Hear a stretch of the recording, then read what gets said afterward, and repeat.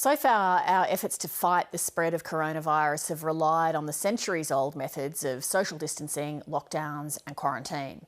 This week, Australia added a high-tech weapon to its arsenal, a contact tracing smartphone app. Nadia Daly looks at some of the other technology options.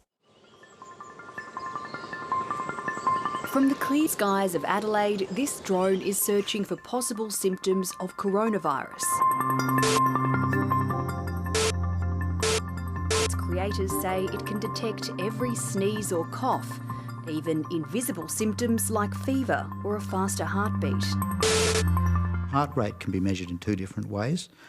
From a drone, we normally would measure it by a subtle change in skin tone that's associated with each heartbeat, and it's caused by change in the volume of blood in the skin. Professor Javan Chal and his team from the University of South Australia are developing the software which analyses images from cameras to measure body heat and movements that indicate coughing and sneezing. Coughing you can detect from, say, 15, 20 metres. They've teamed up with drone maker Dragonfly to create what they've called a pandemic drone. When you look at thousands of people or millions of people, you'll start to see a trend. Experts say one of the keys to controlling this pandemic and easing lockdowns is having the data to show just where this highly contagious disease is spreading. Maps like this one from Johns Hopkins University give us the big picture. But the prospect of using drones and smartphone tracing apps to get that data is raising serious concerns about privacy and security. There's a lot of discussion going on at the moment about how we manage that privacy so that it doesn't, you don't take away people's freedom. Police in the US state of Connecticut were testing the drone, but pulled out last week over privacy concerns. I think people will rightly be somewhat concerned whether they're being spied upon. Professor Toby Walsh is a leading researcher in artificial intelligence. I think the devil is in the detail, how it's rolled out, what safeguards are put in place. There's every reason that this technology could be a useful tool in our armoury with dealing with rolling back the restrictions and allowing people to go about somewhat more normal lives. But equally, there are concerns that we'd have about people's privacy and about whether, when normality is returned, that we are not finding ourselves in a big brother surveillance state. So this is my experience of quarantine in Hong Kong. In Hong Kong, Andrew Ryder has just landed from overseas and won't be able to leave this small apartment for 2 weeks. Outside of my window, I have a view down to these lovely chalk messages that my family sends me while I'm here. Say hi, everybody. When Andrew arrived at Hong Kong airport, he, like everyone else, had to download a smartphone app and put on a bracelet. Together, they track where he goes and make sure he doesn't leave his apartment. For those that aren't in quarantine, the city has implemented other measures like widespread temperature checks outside many major buildings.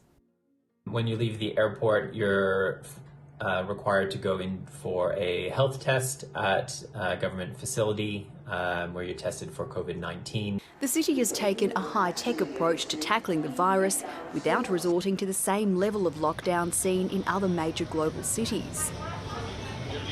Restaurants and shops remain open, and so far it's been successful. I have a GPS-enabled bracelet that's linked to my smartphone. I had to walk the perimeter of my flat so it knows the area that I'm allowed to stay while I'm in here. It might be effective, but would this level of surveillance be palatable to Australians, even amid a pandemic?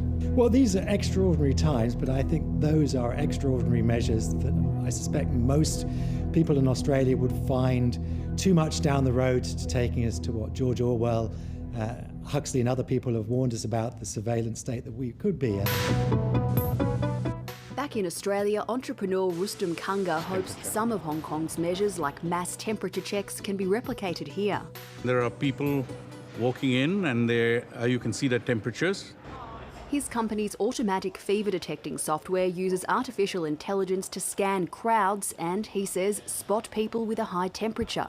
Today, there is no real checking in public areas of whether people have fevers. So, for instance, in the prisons or in aged care facilities or in the post office, there is a possibility that someone has an infection, and if he does, he could spread it around to everyone else. There are always privacy and security concerns around facial recognition technology and artificial intelligence. How would you address those concerns? It's totally privacy protected in that everyone's face can be redacted so that nobody sees anything. However, if there's a person with a fever, that person's image is sent to the smartphone of the paramedic so that he can be checked out. Professor Toby Walsh agrees that whatever new technologies we adopt, the basic principles of social distancing are likely to remain in place for a while. But it's worth pointing out those modern technologies are not going to be a panacea. They're not going to allow us to go back to our normal lives. We are still going to have to social distance. We are still going to have to keep ourselves isolated physically as much as possible from each other until we have a vaccine. One of the most difficult aspects of this period is separation from our family and friends. Tom Joyner looks